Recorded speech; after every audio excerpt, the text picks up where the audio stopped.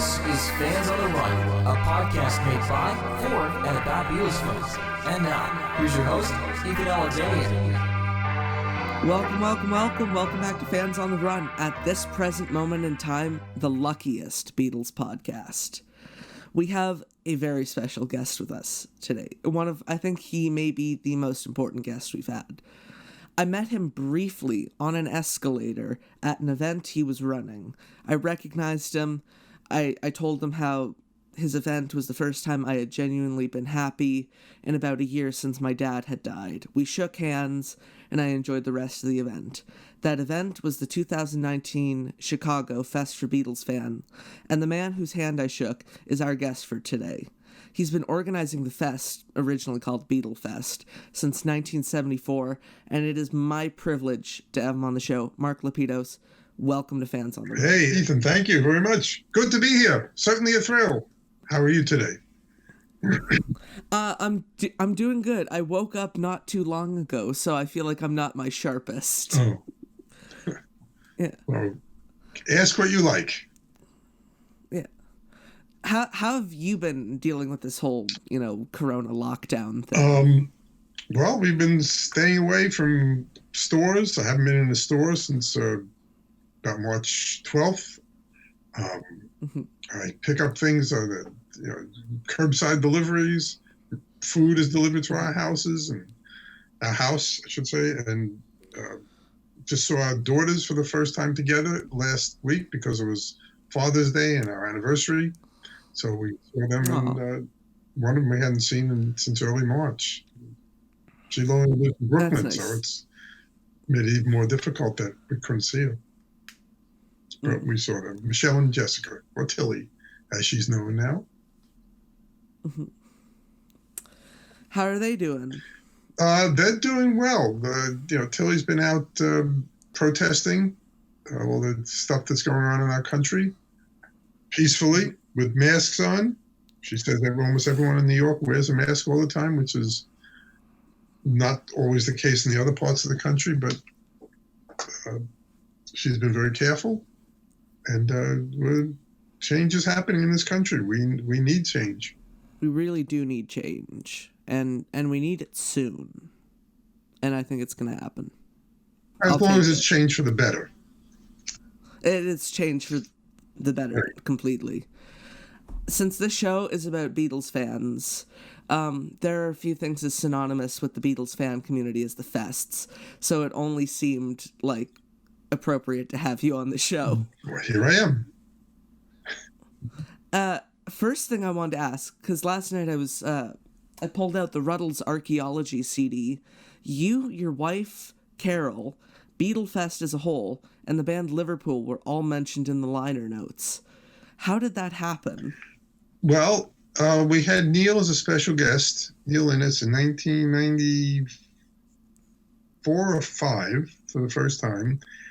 And what a wonderful guest he was. He had no idea that anyone even remembered who the Ruddles were. He was blown away by it. And it inspired him to work on and actually release a lot of the things that never got out before. Plus, he added some new songs that he created just for the archaeology album. And he played a whole bunch of Ruddles songs on the stage with our band Liverpool. That's still with us. They've been with us since 1979. And he just loved the event. And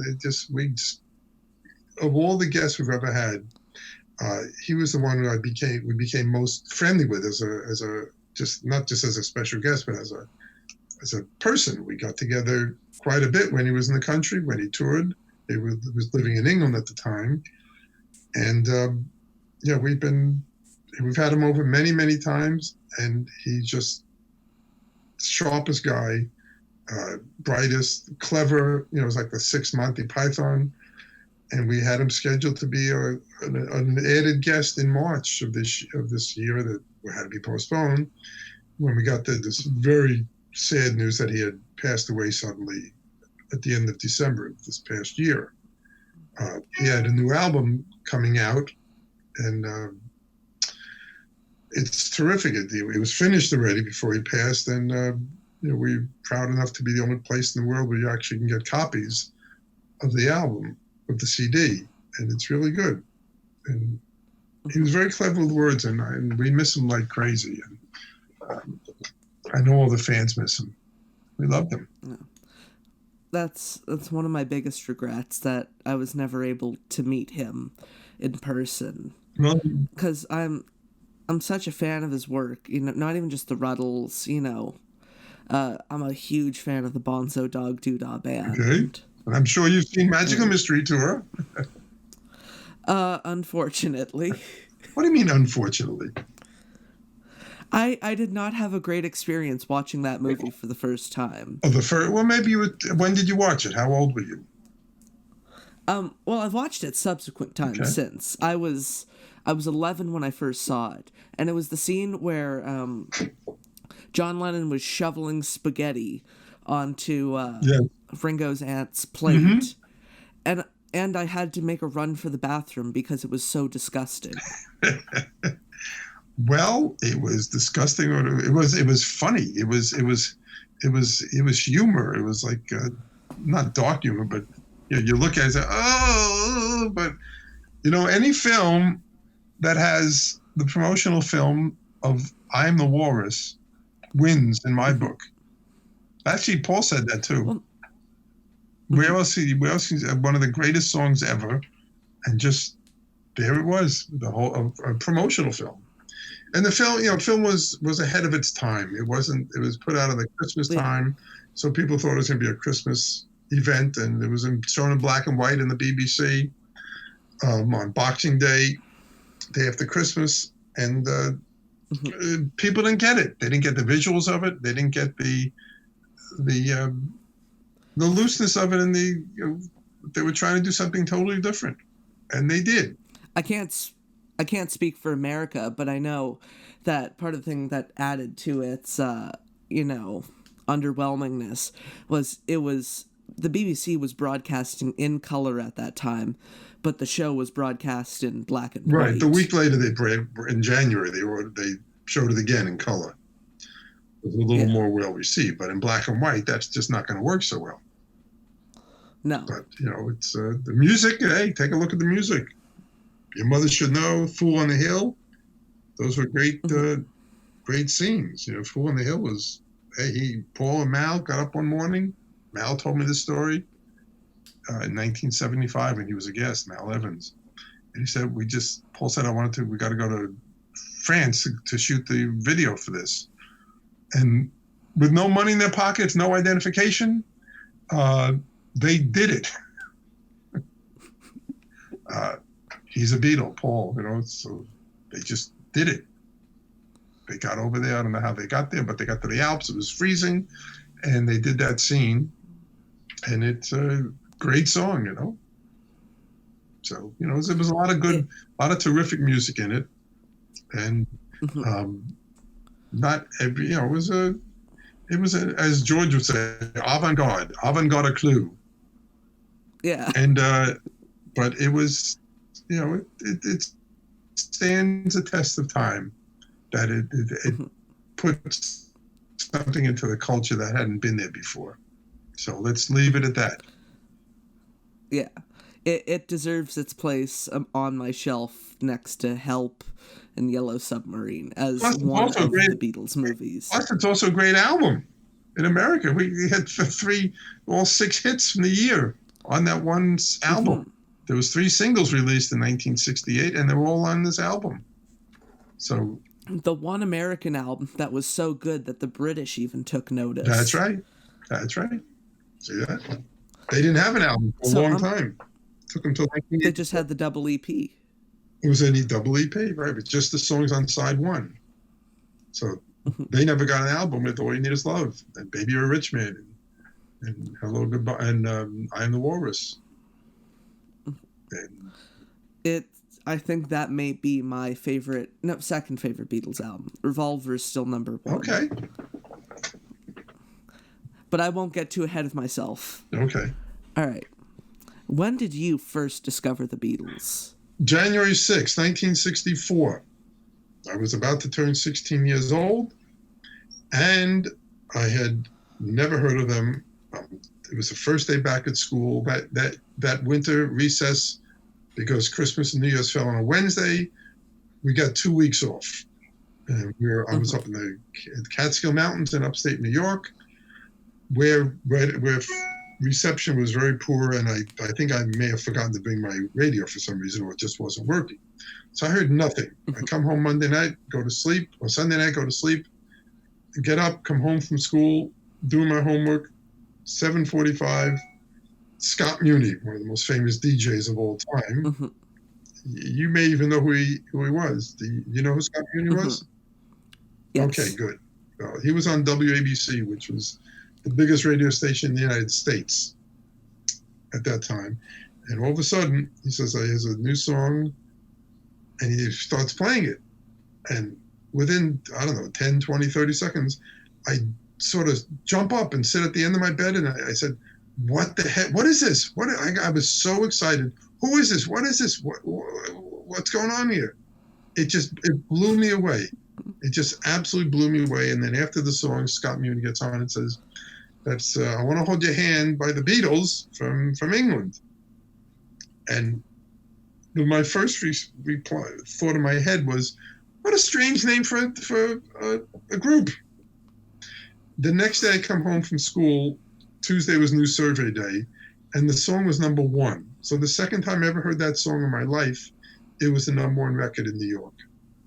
That's how fast it was. Wow. I know it was played in New York all Christmas week, but I wasn't around to hear it.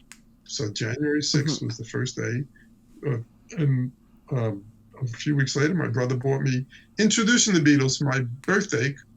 Couldn't buy me Meet the Beatles because that didn't come out till the next day. So I got Introducing the Beatles, and I was hooked right from the beginning. You know, it's you hear other fans my age talk about it, and at the fest, we do talk about it. They grabbed me so hard that the first time I heard the song, and it's never let go. 56 years later. I feel that same way about hearing the Beatles for the first time, even though it was nearly 50 years later. But, as soon as I heard Sgt. Pepper on my little CD player, it just grabbed me by the jugular and did not let go. Wonderful. Not the CD player, the concept of the music. Oh, the music. Yes, I sort of figured that, Ethan. See, the Sgt. Pepper, when that came out, I was in your country. Really? Yes. I went to Expo 67. In Montreal? In Montreal. And little did I know that your main Beatles expert in the country, Piers Hemmingson. Mm-hmm. Do you know who he is? I've had him on the show. Yeah, good. Okay. Well, he told me the last fest, the one before that he was there also. He was at the British Pavilion, and they were playing Sgt. Pepper. Probably the day I was there. But I didn't know about that. Didn't know anything about it. We didn't know a new Beatles album was coming because we didn't know. They just happened. It wasn't like now that we know. Mm-hmm. Now we know Flaming Pie is coming out July 31st, the remastered box set. We didn't know anything back in those days. You just found out by hearing it on the radio. So we were driving back to New Jersey on that Saturday, and AM radio only, could hardly get any station. So I'm fiddling around, turning the dial. You probably have no idea what I'm talking about. On a radio, you used to have a dial that you could turn the... No, I know what you're talking about. Okay. And I'm trying to just get any music, just to hear anything.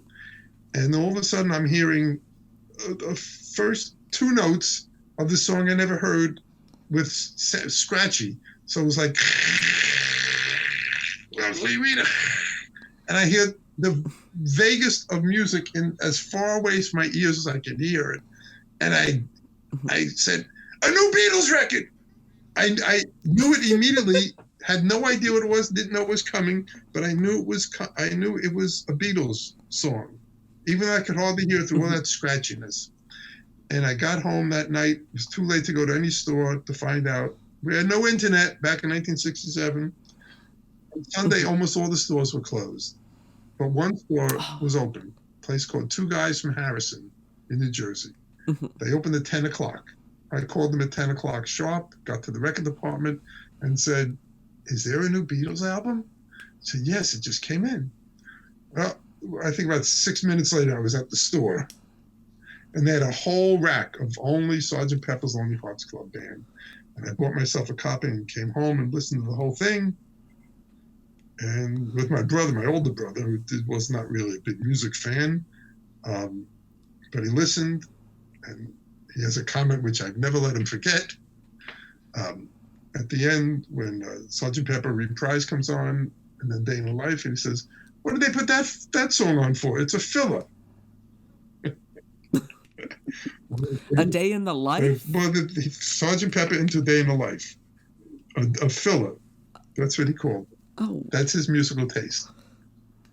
Oh, wow. The greatest compositions in all of history. And he described it as a filler. So Now the important question is, when you got that record, was it in stereo or mono? Mono. How could you weren't allowed, you couldn't play stereo records on mono record players because that's what we were told. We didn't know it was a lie. It was a lie to get people to buy stereo. The next album that came out when I went to get Magic Mystery Tour, I was at school, university, and I bought like a dozen of them because all the people, I had a car and the kids in the dorm didn't have them. So I took orders. There was like 7 monos and 5 stereos, and all they had was stereo the first shipment. So I didn't know what anyone else wanted, so I just bought the stereo, and I went to a store and bought a stereo on the spot so I could play it. Oh, wow. What can I do? Well, we couldn't play it on mono. That's what we were told. And we didn't know better. It was just later, a year or two later, the word started creeping out that mono needles would not ruin a stereo record. Yeah. So that was my experience. I was the one to go to the record store on Long Island and pick out a whole bunch of copies, but they didn't have a mono. And I was furious. But bought it anyway. Then bought a stereo so I could hear it. Because I couldn't go back to the dormitory and play it on my mono record player. So I had to buy a stereo. Yeah. What could I do? I'm lucky I had enough money to buy it. I must have been the cheapest. I can't remember. It must have been a real cheap one. Ooh, a baby deer. At my window. Oh. At my office. So there's a couple of stories for you. What would you like to ask next?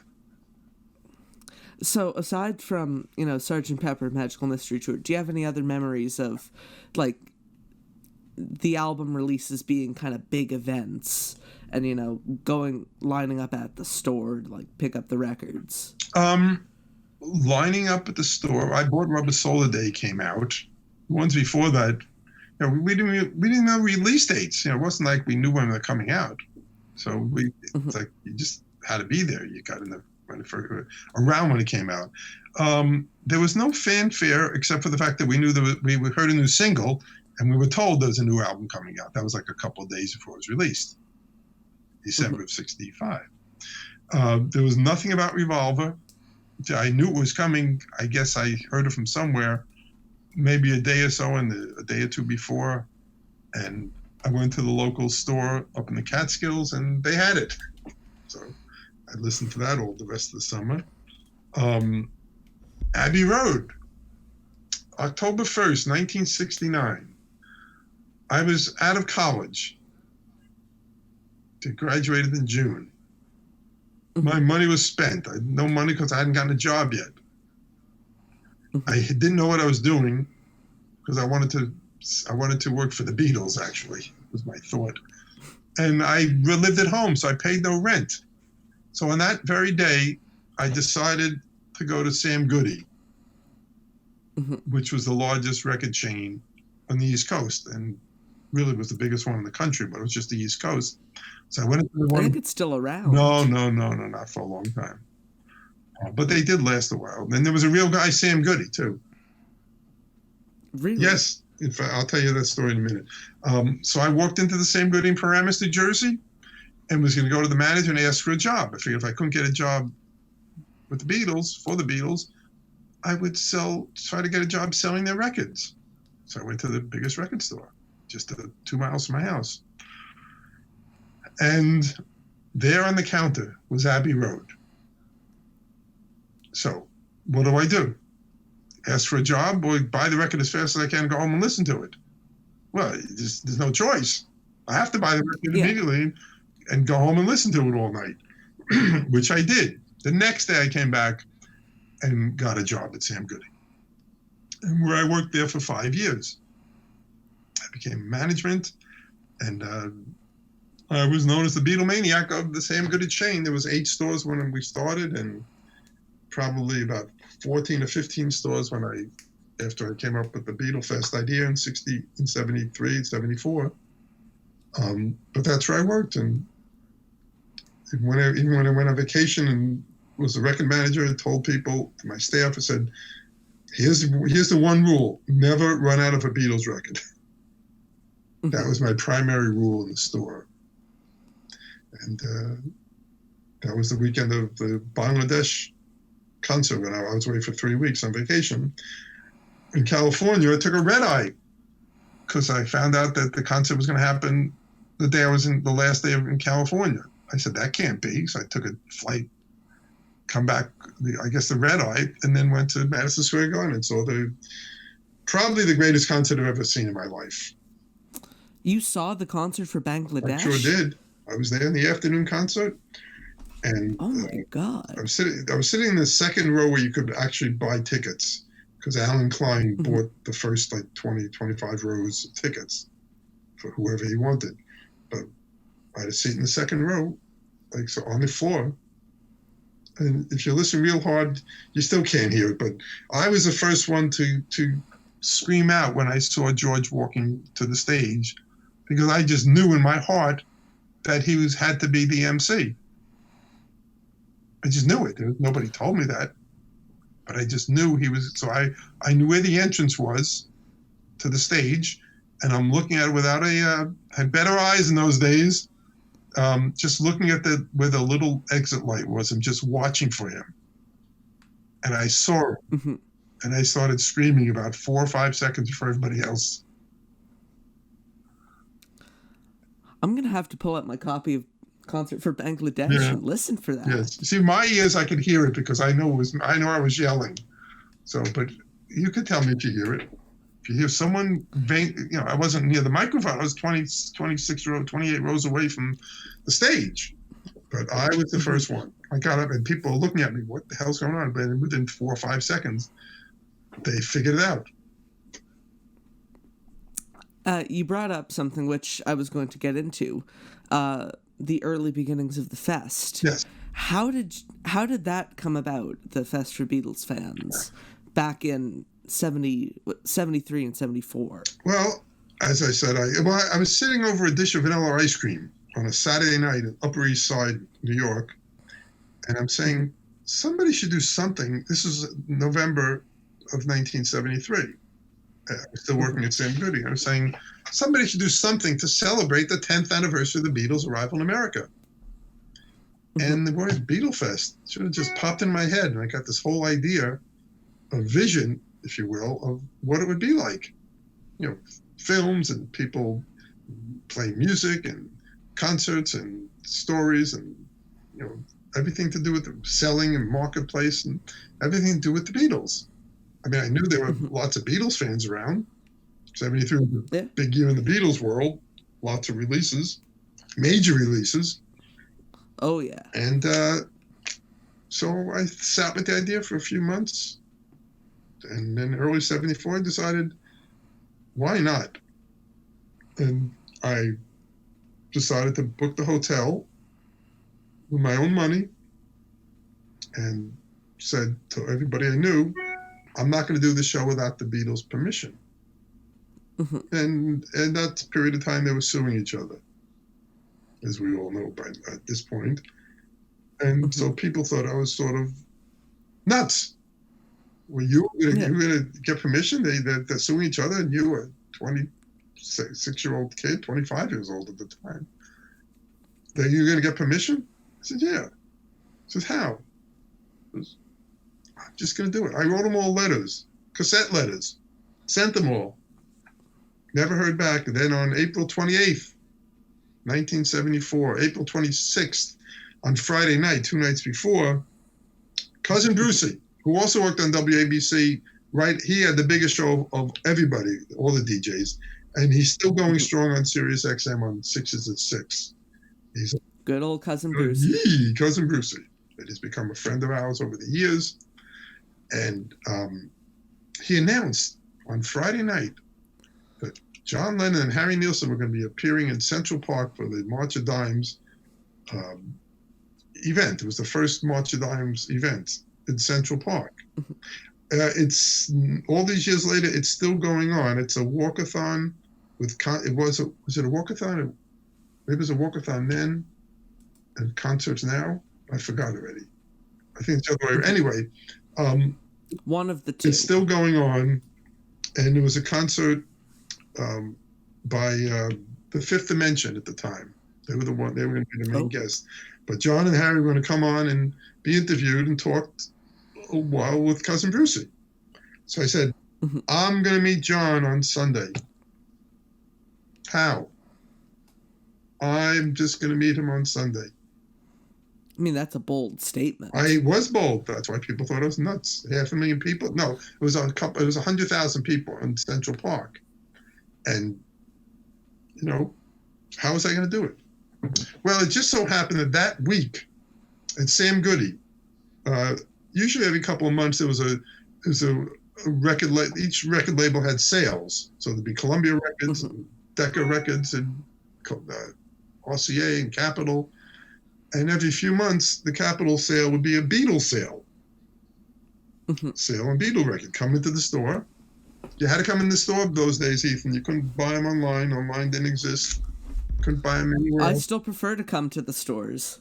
Oh, good. I wish there were record stores around. Enough record stores, but there are still a few. But they were the place to hang out. I mean, the Sam Goody, as I told you, in Paramus, was the biggest record store of their chain. And it was one of the biggest record stores probably in the whole country at that time. And people would come in the store and look for new records, new music. So our job was not just to sell records, was to open up ideas for people. I like this group. What do you think? What kind of new music is out there you think I might like? So it was more like a place to hang out, and it was a cool place to be in a record store. So we had a special on all Beatles records that week, the whole chain. Somehow, I guess through my being a Beatle nut, I knew that Capitol Records had made 10th anniversary shirts, promotional shirts, blue shirts with the number 10 on them, with the Beatles on it. So I called Capitol Records in New York. It was just a few blocks from the store in Manhattan when I started working there. And they said they knew nothing about it. So I didn't like that answer. So I called Capitol in Hollywood, in the Tower. Where I was, it said, sure, we have them. I said, could you send me a whole bunch? I have it's the biggest record store in New York City. It was Radio City's store, by the way. It's right next door to Radio City Music Hall. Oh, wow. They had made me manager, one of the managers of that store. So I moved from being in the Paramus store to being in the New York City store. So they sent me a whole box of shirts, which only I gave out. Nobody else, just me. I had complete control over it, sort of on the lock and key. So I gave it to all my staff to wear all week for the sale. So back to Central Park. It's a beautiful late April day. 82 degrees was the record high. It was the high for the day. So I wore my shirt. And I'm sitting there a few hours ahead of time, just getting ready. And I see a guy far away from me, maybe 200, 300 feet, that he was wearing the same shirt as I was wearing. And I didn't know who he was. So I get up and I start walking over there to him. It's, between me and him, it's just a sea of people. So I'm saying, oh, excuse me. I finally get to the guy and I look at him and say, where'd you get that shirt? So he tells me this story that I was driving around in my pickup truck last night in Times Square, and I see these two guys sitting on the corner of 42nd Street and Times Square, looking a little bit perhaps inebriated, we'll say. I got out of the car, and he obviously recognized who they were. I said, could I give you a lift any place? And John, who was sitting there with Harry Nillsson, said, would you mind giving us a lift back to our hotel? So he did. And John invited him upstairs. They talked for like 10 or 15 minutes, and John gave him signed an autograph and gave him one of these shirts. Really? Really? So I said, what hotel is he at? He says, he's at the Pierre Hotel right across the street. I said, what room? He says, 1019. I may not remember the number right, but he gave me the room number. So of 100,000 people in this big Central Park area, the only one who would have known where he was this one person. And because it was a nice day and he was wearing the same shirt I was wearing, I found him. I wish I would have gotten his name and number, but I never did. Never saw him again. So John and Harry came out and talking to Cousin Brucey for about 15. You've probably seen the video of it. You can find it on YouTube, everybody. Yeah. And we were sitting pretty close to the stage, maybe 100 feet, 50 feet. I don't know. Not that far away because we got there early. So after the talk, got up and walked to the hotel and found the elevators, sat down on a little bench. Take some deep breaths, Mark. Calm down, stay cool, and push the elevator button. Went up to that floor, knocked on. No, I rang the bell. There was a little bell. I guess it was a big suite. Harry Nillsson opens the door, and I said, "Hi, I'm Mark Lapidos. I'd like to speak to John about Beatlefest." So he looked at me and said, "Come on in." Just like that.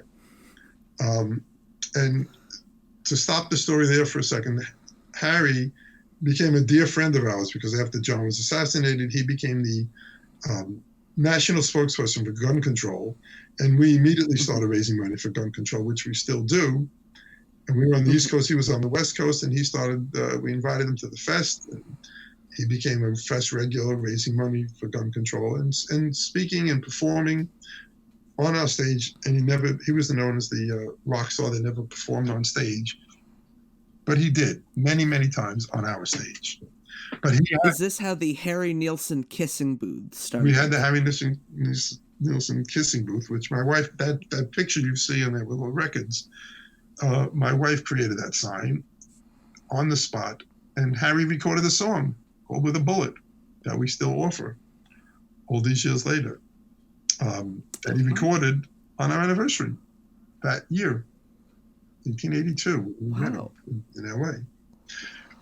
And within 10 days, we had it at the Fest. But so Harry, and somewhere in one of the years in LA, I have it on a beta, Harry described that moment when he opened the door for me. His description was something like this. Beatlefest. I have to find that beta tape because it's priceless and I need it. So I walked in and sat down, and a few minutes later, John came into the parlor, shook his hand and sat down and told my whole idea about Beatlefest. And he got very excited about asking questions, and he said, "I'm all for it. I'm a Beatles fan too." Wow. I can still see him saying it right this very moment, Ethan. I will never forget that moment. Obviously, the most important non-personal moment of my life, but it was personal. But I mean, birth of kids and getting married and stuff, but aside. But yeah, John said that to me. He said, "Come back on Tuesday and we'll get everything set up." So I came back on Tuesday and boom. And the rest is history. First show was September 7th and 8th, 1974, in New York City at the old Commodore Hotel. What was the response to the Beatlefest from the other three Beatles? Well, I mentioned that I told John I wanted to do a charity raffle. And I said, would you want to pick the charity organization? He said, yes. The Phoenix House Foundation was a drug rehab place just uptown a little bit from where they were living, where John and Yoko were living. And so that's what he picked. And I said, I'd like to get, autographs from everybody. He said, I have a guitar in my attic. I'll sign it for you, which he did. And I got signed drumsticks from Ringo very quickly. I think within a month. This was like April, so May, June, July, 4 months, just over 4 months between that moment and the show. The week before the fest, Tony King was the vice president of Apple in the U.S. Mm-hmm. He was the liaison, and he said, "Did you ever get your signed things from Paul, George, and Ringo?" I said, "I got the drumsticks. I never got anything from Paul and George."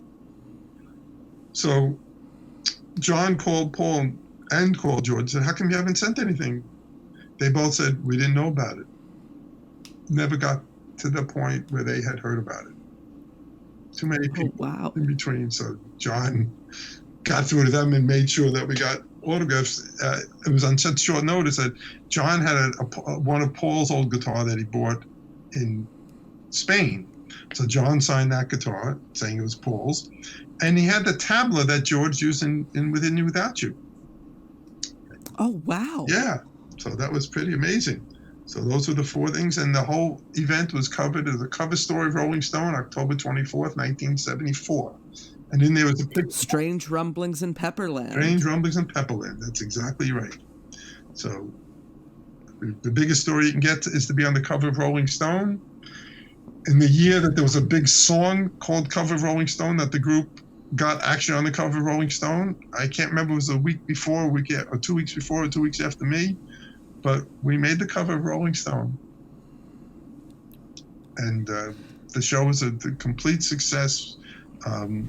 Even though on Long Island, 2 weeks before they announced the concert at Roosevelt Field, the racetrack, 77,000 people came. Crosby, Stills, Nash, and Young, Joni Mitchell, and the Beach Boys all played together. Oh, wow. But that didn't affect our attendance. We still sold out completely. And couldn't get any more people in there. And the San Gennaro Festival was going on at the same time. They had like 2 million people there, but we did it. We got great stories about it. The New York Times interviewed me on that Saturday. It showed up in the Sunday paper. I wore my white suit that I got married in. No, wait, white suit, 19. No, it's the same kind of suit that I got married in 2 years later. But I hadn't met my wife yet. But I wore a white suit with orange shirt, orange socks, because that's what George wore at the concert from Bangladesh 3 years earlier. Mm-hmm. So, that picture, I think was there a picture of me in the paper? I can't remember, but the story ran the next day. I think there was a picture. And the rest is history. It was a one convention idea, but we got so many calls and letters, no emails, sorry, no texts, sorry, didn't exist, from people all over the country. Say, can you bring it here? Bring it to Chicago, bring it to LA. So did it the second year in New York City. It was another huge success. We had Sid Bernstein as our special guest. The first year, he was the first guest that we invited. He was in Central Park that day. Really? Yes, I met him. We met him and told him what we're going to do. And he said, of course I'll be there. And then we got Murray the K, infamously known as the fifth Beatle, to be one of our MCs. So he was there. And the second year we had Mal Evans. The only year he was a special guest in 75. And that was also covered in Rolling Stone. And wow. He was telling me he was writing a book and wanted to be part of the fest. He just loved it. He paid me the biggest compliment I ever had in my life. Which was? At the end of the weekend, he said, Mark, picture, you got to think Mal Evans. Yeah, I'm sure you know his history. Mal Evans was the Beatles roadie. His only job was to take care of his four Beatles. He took it very seriously, and that's what he did. All right, so anything going on around him, the Beatles were his priority. He told me, because at the show, people lining up to get his autograph, and the ballroom was full when he talked, and people shaking his hands, taking pictures. He said, Mark, this was the greatest weekend of my life. Mal Evans told you Mal Evans told me that. And I'm thinking to myself, my God, I would trade 100 of my weekends for one of his weekends. And that was, when we watched Magic and Mystery Tour, I wish I would have taken notes. I was sitting with Mal, and he was telling me all the behind-the-scene things that were going on, which not all of them have gotten out. But the one about Fool on the Hill in France, we all know. But he was telling me that. That's the story where I heard it from. I didn't hear it from a source. I heard it from the source who went with Paul while watching the movie with Mal Evans. Oh my God! Paul wanted to go to France, so we just went to France. We had no ID, no money on us. We just went. I guess they had a cameraman, or the cameraman met him there. He didn't get the details, but he knew where we wanted to go. They said, sure. Try to do it nowadays, right? But you're a Beatle, you can do what you want, especially back then. I wanted to ask, how did the fest go from being named Beatlefest to the Fest for Beatles Fans? Oh, that was just an agreement we had with Apple to be able to change the name and continue as we were doing. How does it feel that the fest is going almost 50 years later? Well, 46 years right now. 46 years. It's amazing. It's like, it started out as a one convention idea. I've been very privileged to meet everybody involved with the Beatles story except Brian. Everybody. I met all four Beatles. I met Ringo a couple more times. I met Paul a few times. I met John a number of times in the city. And it's what an honor, what a privilege to be able to do this, to be able to share our common love. Conventions, the only thing that was going on at the time that resembled us, but it really wasn't, was Star Trek conventions, which were based on actors. Yeah. Nothing wrong with that. I loved the show. I used to watch it all the time as a kid, young adult. But this was an honor to the greatest musical conglomeration of the 20th century, maybe ever. I'd say ever. I'd say ever also. And, they're going to look back in 500 years and they're still going to be playing Beatles music and learning about it. It could be 12 million books by then.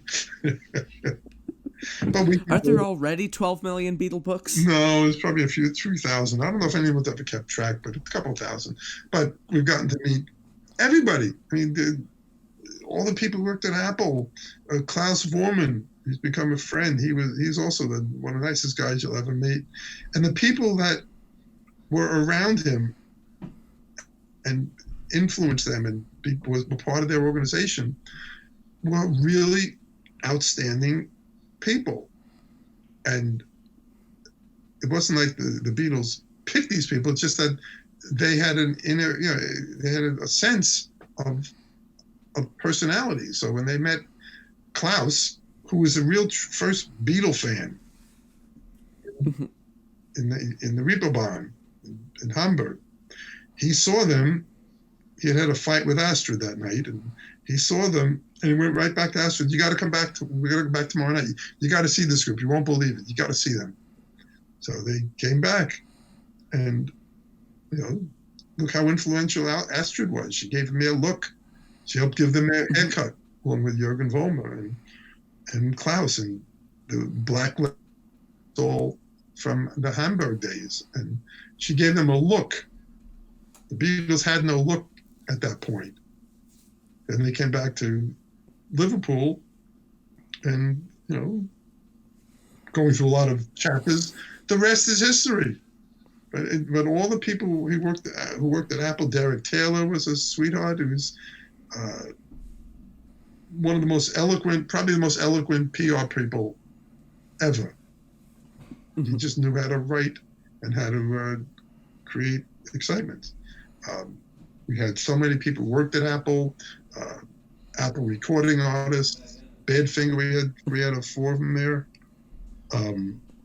I could go on and on about it, but there's just so many people. All the people who've written books about them, who were part of the Beatles. So Jerry Marsden, Billy J. Kramer, Terry Sylvester of the Hollies, the Searchers, Peter and Gordon. I was saving that up. Chad and Jeremy. And now we've had Peter many times over the past recent years, and he's become, with his weekly show on the Beatles channel, he's like the biggest thing now. He put out his book. I'm sure you know about the book, The Beatles A to Z. Every copy we've sold has been signed or book plate signed, a few of them more recently because of the COVID. And it's by far the biggest selling book we've ever had, ever. Go figure. But he's beloved. So we had Peter Noon. We've had some, Herman's Hermits, Mickey Dolenz. It just, the list goes on, and all those people added to the element. The Ruddles, we almost had all 4. We had 3 Ruddles, and we had the reunion of the Ruddles.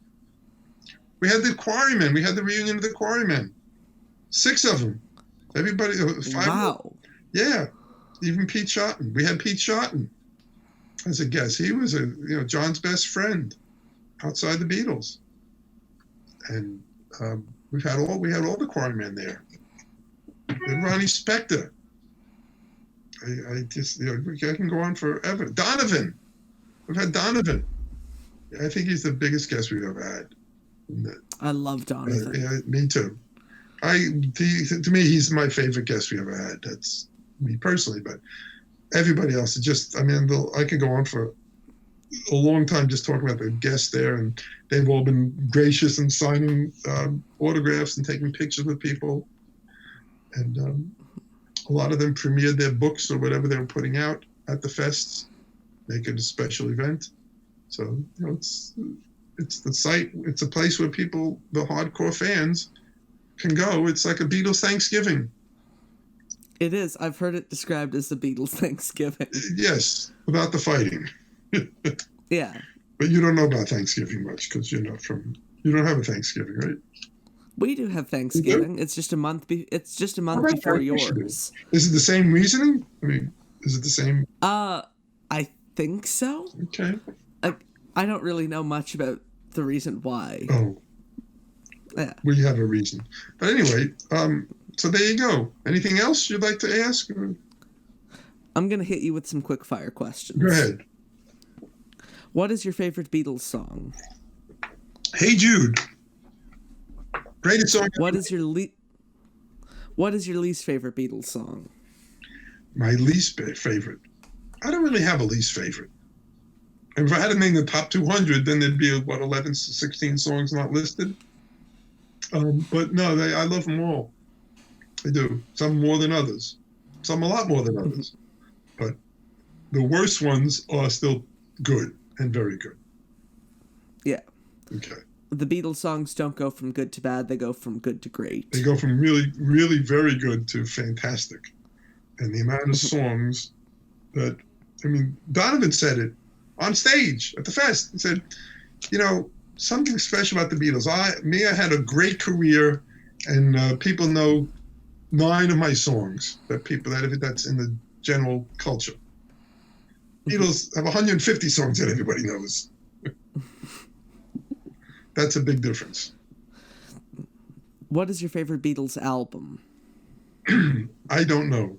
It varies. Top 3. Top 3. Boy, it's so tough. It really is. The top two would be the White Album and Abbey Road. Third one would vary. It would vary between Pepper and Revolver, and Meet the Beatles, Rubber Soul, even Magic Mystery Tour, although I've tried to keep it just to the albums that the Beatles created, not the ones that were created by Capitol. And Revolver, we didn't get Revolver like you did. You know that whole. Well, we got the same Revolver you did. No, you didn't. And you weren't born in '56. Yeah, you got 14 songs, didn't you? Oh, I thought you just meant Canada in general. Yeah, we didn't get Revolver. We got 11 songs, of which some were not. 3 were missing, and the 3 songs that were missing were John's songs that ended up in Yesterday and Today. We didn't get Rubber Soul the same way. Canada still got that messed up version of Revolver. Oh, you got that also then? Okay, I didn't. I wasn't quite aware of that because everything after the first 3 albums was the same as the States. Okay, so Sgt. Pepper changed everything. The Beatles got their new contract and insisted that they had full control over what was put out. Who is your favorite Beatle? It's an impossible question to ask. I don't have a favorite. I just love them all. You can pick up to 4. John, Paul, George, and Ringo. What was so special about them, Ethan, which I'm sure you're learning about and know, is that the 4 of them together was so much bigger than the 4 of them, so much bigger as a group than individually. The energy they had in the recording studio, all that stuff was all of them. Just because it was a John and Paul song for the most part, it doesn't mean that Ringo and George didn't have anything to do with it. You listen to the drum beats that Ringo puts in tons of songs. The Beatles, John and Paul recorded the song, had a #1 song. What next? Let's not do anything like we just did. We got to do something different. Listen to all the drumming, and then go back and listen to George's guitar work. That wasn't like, oh, they're in a studio. Okay, here's he'd go back and work and think about what would add to this song. What could I put in on a lead guitar that would add to it? The obvious one is "And I Love Her," that we all know about. But if you go back and listen with headphones to the new Abbey Road, which I did on a plane before COVID started, I was hearing all the guitar leads that George was doing. I hadn't heard. They were buried somewhat in the mix, but the new mix you could really hear him clearly. And there was so much of George in there, so much of him in the playing of those notes, that it's absolutely incredible.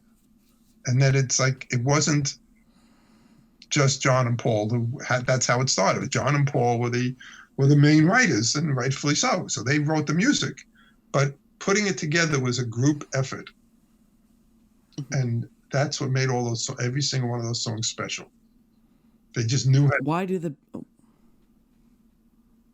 Oh no! Sorry, I interrupted. And of course, George Martin was definitely the 5th Beatle. He was there because he knew how to write music. He knew how to add to things, and let's try a string quartet for this song Yesterday that you wrote, Scrambled Eggs. And okay, really? Yeah, let's give it a try. Okay. All right, let's do this. But add this extra note because I like it that way. Do, do, do, do, do. Okay, Paul, I'll try that. I'll put that in there. And they just knew by instinct how to create. Their creative juices were so full of energy, and it exploded on all their discs. And they kept wanting to do better and change and create more. And it's, after they stopped touring, they made their home the recording studio. And look at those albums that came out after Revolver. And Revolver wasn't kind of itself, was it? Yeah. On that same point, why do the Beatles still matter? History. It's the greatest music. There's a Beatles station now, right? Beatles channel. I listen to it all the time. I know all the songs, yet I still listen. Young people like you discover the Beatles. Like me. There's nothing like the Beatles that ever happened before. The closest thing, Elvis was huge, but he didn't write his own music. And then he lost rock and roll by going into movies. He fizzled out in the world of being a rock innovator. He was there at the start, and he gets a lot of credit up there with Chuck Berry and Little Richard and all those guys. But he wasn't the creator. He just had the way of singing that knocked people out. It was fabulous. But the songs didn't come from his heart. They came from other people's hearts. The closest thing, Elton John was huge in the 70s. The closest thing anybody in the world ever came to was Michael Jackson. In the 80s, he had his career as a kid, but then he came out with this whole series of albums, which he became very beloved all around the world. And he was the closest thing to the Beatles, but he still wasn't the Beatles. And in 100 years, he'll be like everyone else will be a side note. The Beatles will still be tops. They will be tops forever because nobody ever created that much music in such a short period of time.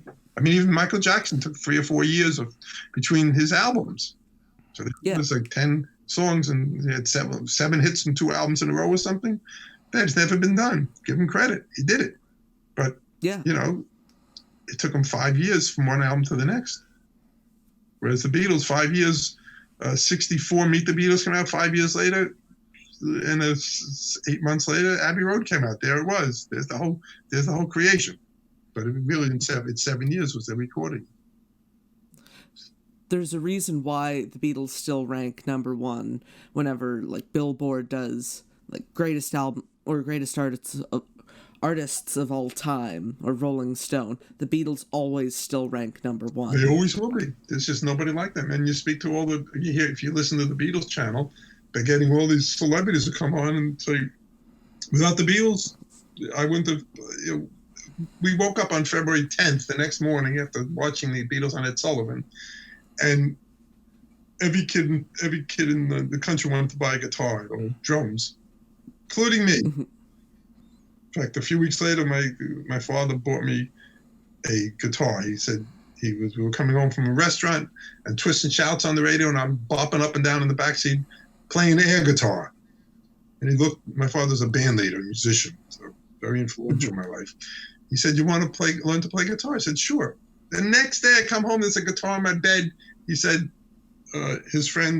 my friend, at 7 o'clock after dinner, you can walk to his house. He'll give you guitar lessons. So I did that for the whole a year and a half till I went to college. I had guitar lessons, learned how to play. Wow. But you couldn't find guitars. All the musicians say it. Max Weinberg. Oh, I wanted to be Ringo. I wanted that. Little Steven he said, "That's what I want." But everybody did, and that's where all the rock stars came from. Pretty much after that. Everyone just wanted to be the Beatles. Yeah. Nobody could get to that height. Nobody. It's like, if they're number 1, there is no number 2 to number 10. The Stones could be number 11, and Pink Floyd, and Elton, and Zeppelin, The Who, but they get the top 10 spots because nobody's even close. Yeah. And they all know it too. There's no beating around them. Oh, we were better than them. There is nobody says that. The Beatles were the greatest. And look, 50 years later, 56 years later, Paul's still coming out with his last album is number 1. Egypt Station still puts out great songs, tours. Nobody tours like Paul. You can't go to a concert in this world ever and compare anything that anyone does, no matter how good, to a Paul McCartney concert. They're just not on the same planet. It's just magic. Have you seen him in concert? Twice. Oh, good. And what'd you think? I thought it was just phenomenal. I'm not a religious person, but it's like I was sitting in front of Jesus or something. There you go.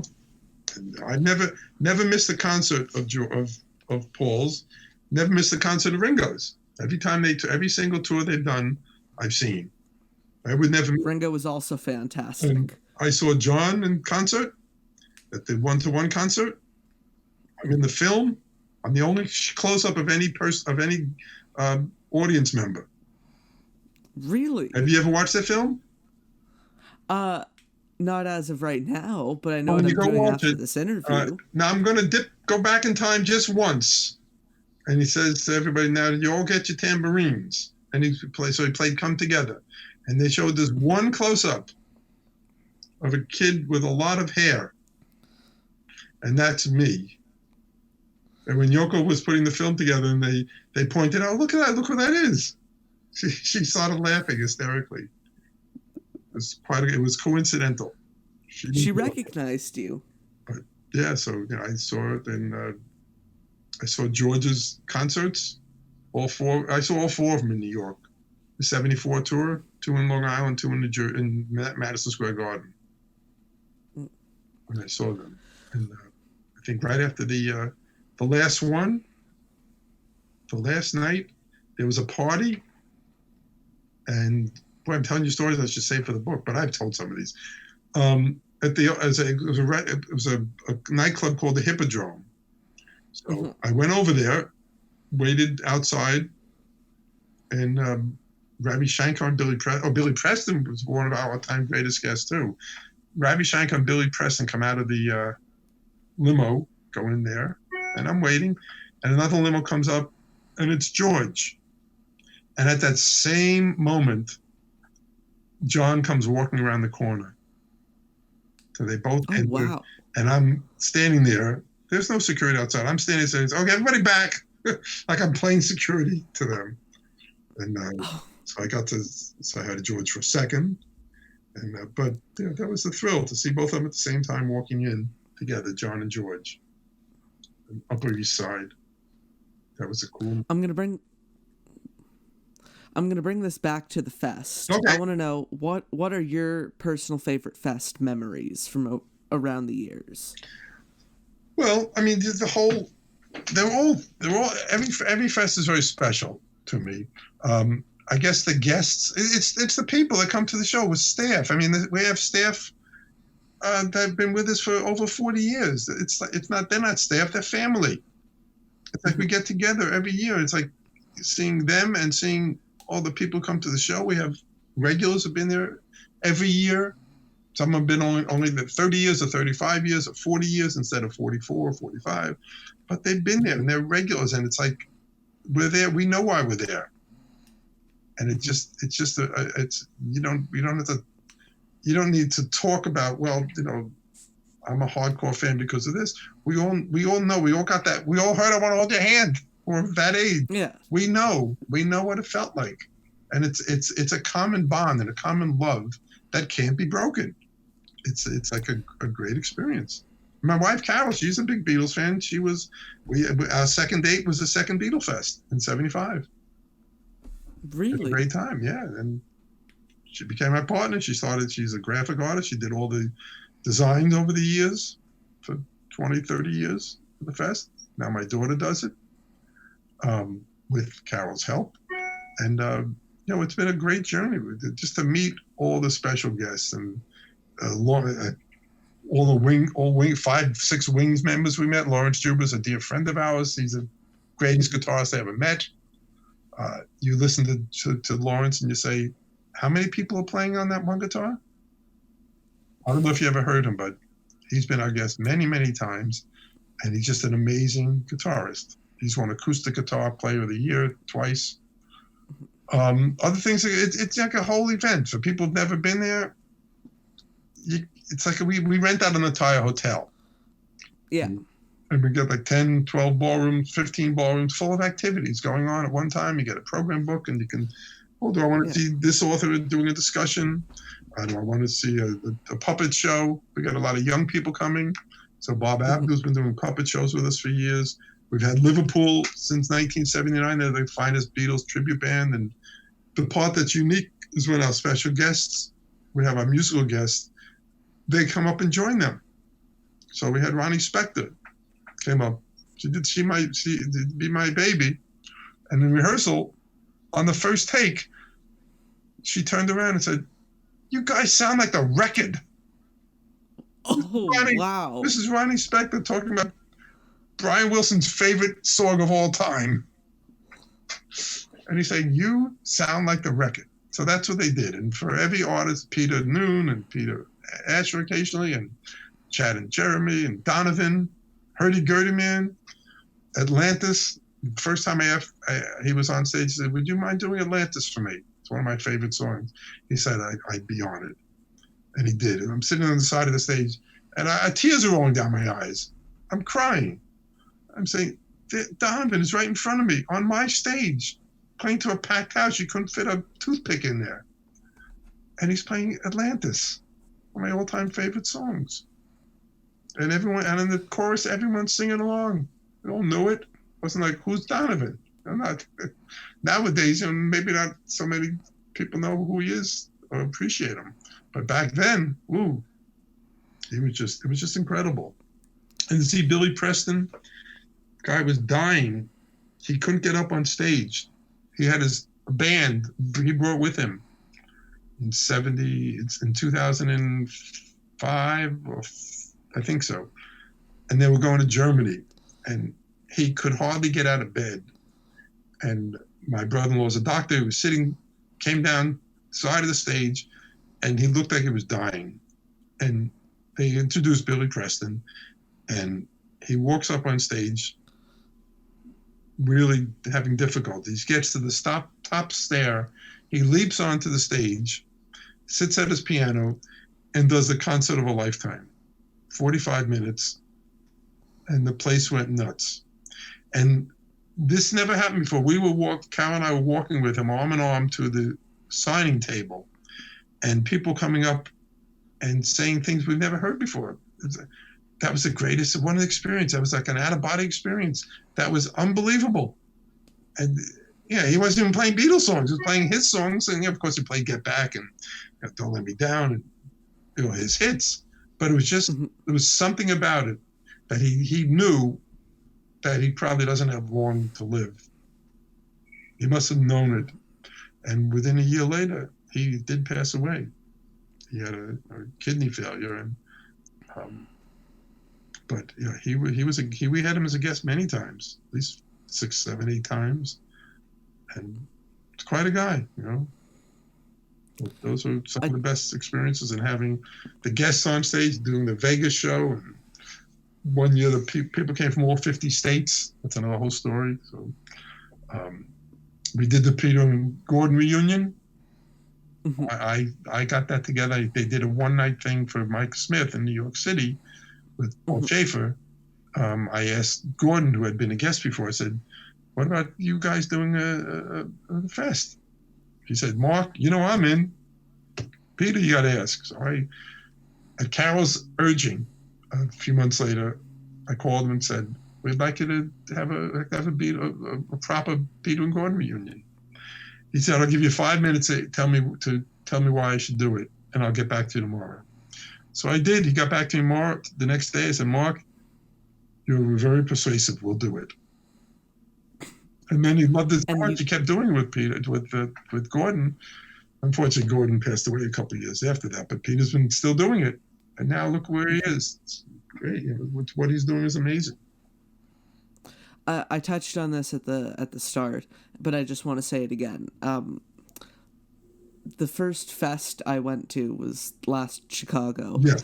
And it was truly one of the best experiences of my life. Well, thank you. Well, I was embraced with such warm, open arms by everybody. Mm-hmm. And it was just, after a year spent, in and out of court with my family, my dad had died. Oh. That was the first time I had been able to let everything go and just be myself again. Well, we look forward to welcoming you back at future fests, whenever this world will decide that we can do them again. But we're working on some we never even announced a special guest for the Chicago show. We were about to, but we didn't do it. So I would say this was the second best lineup perhaps the best lineup. Would you want me to tell you now who they are? Sure. Not going to. You have to wait. Oh. Just kidding. No, we're going to announce it very shortly. I don't have an Okay. date. We're going to wait. It'll be somewhere right after Ringo's birthday. Right? Okay. It was really a great lineup. We're going to try to get everybody who was there, who was scheduled to be there to do something, at the virtual fest, like we did in Jersey. So plus others. So we're working on that. So stay tuned, everybody. Go to thefest.com, plug. Go to Facebook. What's Facebook / Beatles Fest, I think. I should know that by now. I'll put all the links and stuff in the all the description. And anyone too lazy to type. When the Beatles started, when the Beatles started doing their licensing, if they hadn't done it since Yellow Submarine, I guess the lawyers were saying, if you don't start licensing merchandise, people are going to start bootlegging them, and you'll have no recourse. So they started in 1983, and we were there at the start. In fact, it was Harry Nillsson who got them started. It's another whole story. But we were there at the start, and we become the world's largest Beatles mail order business, and we're still doing that. So go to thefest.com. What we have coming out now is arriving, hopefully today, new Beatles shirts, the Let It Be shirts. There's a whole bunch of them. So you can walk around and, of course, I have my Sgt. Pepper shirt on by what I chose. The Let It Be shirts are not in yet, but they are coming in. And there's a whole bunch, CDs and books where people can buy books that are signed by the authors. Peter Asher, as I said before, Mark Lewison. All the hardcover copies we sold were signed by Mark. And Philip Norman, his book on Paul, all signed. We had Linda's diary book, Polaroid diary book. Paul put it together with Mary. Hold on a second. Way back, I'm on the phone. Interview. With his daughters, and they put it out, and they put a limited edition out of 325 copies that was signed by Paul McCartney. And it's a famous book company, and they usually sell them only in their stores. But since the New York store had been closed for renovations, they allowed me to sell them. Aren't they called Genesis? No, not Genesis. Genesis also we've been working with since 1979 and 80. But it's called Tashin Books. And we sold over 25% of the books that were offered around the world. Just to $2,000 books. There are none left. They're all sold. But they kept calling and saying, Mark, we found some more copies if you'd like to sell them. And we did. And every time we put them up, we sold them. I mean, I never thought we'd sell that many. That's a lot. It's a big investment. But one guy called and said he wants to complete his collection of Beatles autographs. So he did. So we have all the book, Bruce Spicer and Ken Womack and Jude Kessler and Kid O'Toole, and everyone comes out with a book now. We sell signed copies. So this is the only place in the world where people can get the signed copies of all the books and CDs. All of Lawrence's CDs and Billy J. Kramer's book and CD and all Neil's books, CDs we used to get signed, but obviously we can't do that anymore. Ulysses, but Peter's CDs, they sell like crazy. We still have them. We're always running out of them. So. And I'll plug for you. If any of you listening have not been to a Fest for Beatle Fans, whenever they start up again, do yourself the biggest favor in the world. Go to the fest. Go to the fest. Yes. You will not regret it. You won't. Promise. If you listen to this, you won't regret it. And a splendid time is guaranteed for all. Yes, it is. And it's great. So hopefully we'll be on in October for John's 80th birthday, but it's beyond our control. The governor's going to have to decide what the limits are in the state of New Jersey, and we'll see if it's going to work. We have great plans for it, but it's all waiting. If not, the next show's next year on the weekend of March 21st, I believe, in Jersey, High Regency, Jersey City. And Chicago's dates next year, same as this year's, one day off, August 6th through 8th of next year. Hopefully the world will be back to having events. We all miss live events. We all miss going to see concerts, you know. Had to cancel. Ringo had to cancel his 2 tours. You know, everybody, all the heavy artists, they're home. Can't do any tours right now. And music, people are missing music like crazy, live music.